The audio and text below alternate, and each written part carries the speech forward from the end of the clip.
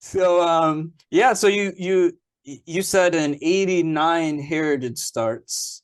What Yeah. year are you starting Heritage? Because you graduated in 94, so what is that, 90 then? Yeah, I got to Heritage. Yeah, it'd be 1990. So yeah, it's a brand new-ish.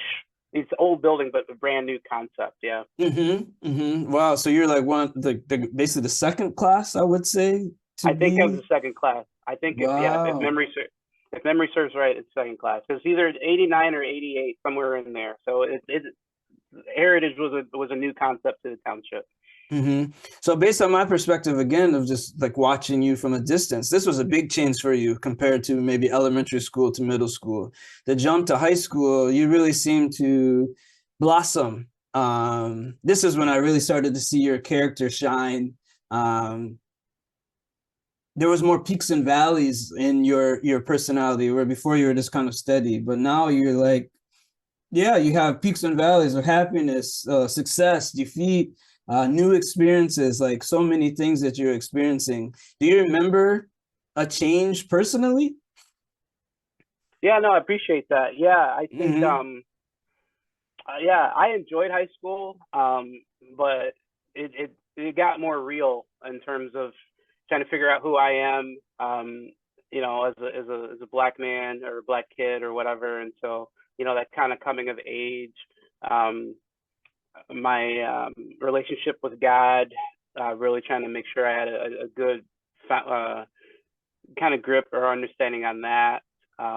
Relationships were tough. Again, some of the racism pieces of that, of like, he's good enough to run around and play on the sport team, but he's not good enough to date your the daughter and stuff like that. And then I really want to um have a real conversation about that, and it's hard to like shape it. It's hard to be not be offensive, but like I don't even know how to articulate it. And usually, I'm not someone who's short on words, but it's like growing up black in Saginaw, trying to date white girls is really a very interesting experience that I don't think many people can truly understand, especially at that age.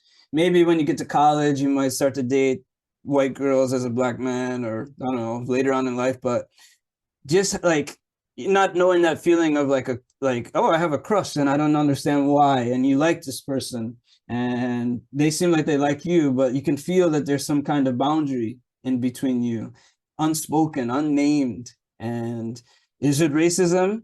And the craziest thing is you never truly get to know. And that's the well, yeah, hardest part, in my opinion, is that you actually right, never get to know. You never really get confirmation because they might not even know. yeah, yeah. Mm-hmm. It was tough because there weren't a lot of black kids, uh Mm-hmm. and then so in terms of black girls, or there weren't, um I don't think there were a lot of Latinas either. And so in that of um, trying to figure that out, and I'm assuming that those women were trying to figure themselves out in that space as well. So Mm-hmm. obviously there were a plethora, there were a lot more white women, Mm-hmm. but just trying to figure all of that out. But there was one time I was over, Bay Road, which is a very busy intersection. I was over there with a friend, like we weren't even dating, and so I don't know what we were doing, but somebody from outside a car like yelled at, called me an Oreo, um, Wow. and so there were definitely, some racist parts of it. And then in church as well, it was tough because church was an all black community, and Okay. so, but yeah, you didn't go to school with those kids, and so, you didn't talk black enough, or you didn't fit in with this group, but then you definitely knew you weren't fitting in with the white group either. And if there was a little bit of a veil of like, you can come in so far, but you can't come all the way in. But yeah, so it was, yeah, high school, in terms of me socially trying to figure out who I was, you're right, there were some peaks and valleys. It wasn't easy, but I had, shout out to the teachers. I thought they did pretty well there.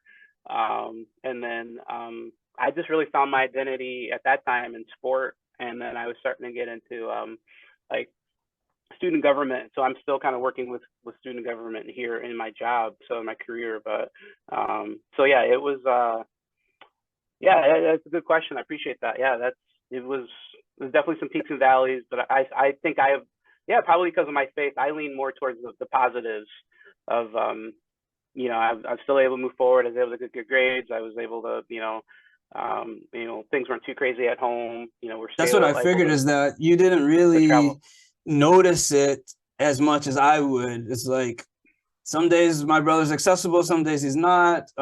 He's doing these cool things, or he has this like what feels like a big failure for him. Like there was a lot of, I didn't understand that because I was too young. I was like, what is, like my basketball team lost when I was in third grade, but it didn't seem on the level that you were always on.